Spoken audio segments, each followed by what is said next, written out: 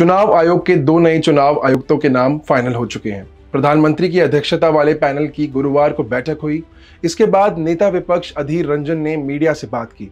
उन्होंने कहा कि पूर्व आईएएस अफसर ज्ञानेश कुमार और सुखबीर संधू के नाम पर मुहर लग चुकी है। नमस्कार, मैं हूं विशाल मल्होत्रा और आप देखना शुरू कर चुके हैं जनहित टाइम्स। आपको बता दें कि सुखबीर उत्तराखंड के चीफ सेक्रेटरी और एनएचएआई के चेयरमैन रह चुके हैं और दूसरी तरफ ज्ञानेश कुमार 1988 बैच के केरला काडर के आईएएस अफसर हैं। वो गृह मंत्रालय में तैनात रह चुके हैं और धारा 370 पर फैसले के वक्त गृह मंत्रालय में तैनात थे। साथ ही सुखबीर सहकारिता मंत्रालय में सचिव पद से भी रिटायर हुए हैं। हालांकि अभी चुनाव आयुक्त की नियुक्तियों का आधिकारिक ऐलान नहीं किया गया है। राष्ट्रपति द्रौपदी मुर्मू की मंजूरी के बाद इनकी नियुक्ति की जाएगी। अधीर रंजन ने नियुक्ति प्रक्रिया पर नाराजगी जताई है। उन्होंने कहा कि मीटिंग शुरू होने के 10 मिनट पहले 6 नाम मेरे पास आए। मुझे सुखबीर सिंह संधू, ज्ञानेश कुमार, उत्पल कुमार सिंह, प्रदीप कुमार त्रिपाठी, इंदी वीर पांडे और गंगाधर राहत के नाम सौंपे गए थे। मैंने कहा कि इनकी ईमानदारी और तजुर्बा जांचना मेरे लिए असंभव है। मैं इस प्रक्रिया का विरोध करता हूँ। ये होना ही था, ये औपचारिकता है। इस कमेटी में चीफ जस्टिस ऑफ इंडिया को रखना चाहिए। अगर सीजीआई होते तो बात अलग थी।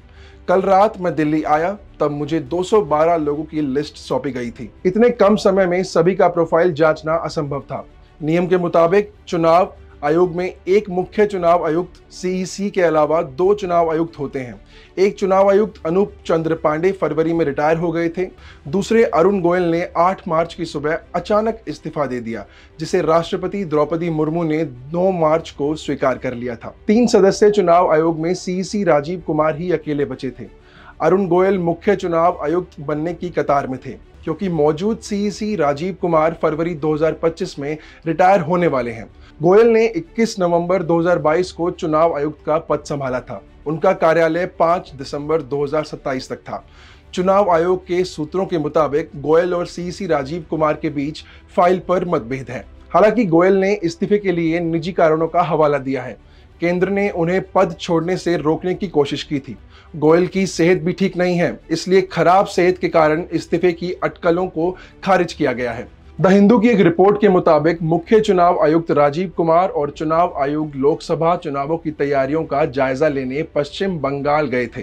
गोयल ने पश्चिम बंगाल में तैयारियों से जुड़ी जानकारी देने के लिए कोलकाता में प्रेस कॉन्फ्रेंस में शामिल होने से इनकार कर दिया था। सूत्रों का कहना है कि दोनों के बीच गंभीर मतभेद हो गए थे। इसके बाद 5 मार्च को राजीव कुमार ने अकेले ही प्रेस कॉन्फ्रेंस की थी और कहा था कि खराब सेहत के चलते गोयल दिल्ली लौट गए हैं।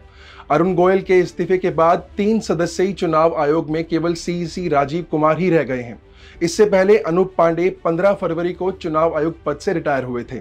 पांडे की रिटायरमेंट के बाद से चुनाव आयोग में एक पद खाली था। गोयल 1985 बैच के पंजाब काडर के रिटायर्ड आईएएस अधिकारी हैं। उन्होंने 18 नवंबर 2022 को सचिव पद से वीआरएस लिया था। इसके एक दिन बाद वे चुनाव आयुक्त बन गए थे। फिलहाल के लिए इस खबर में बस इतना ही। देश और दुनिया की तमाम खबरों में बने रहने के लिए देखते रहिए जनहित टाइम्स।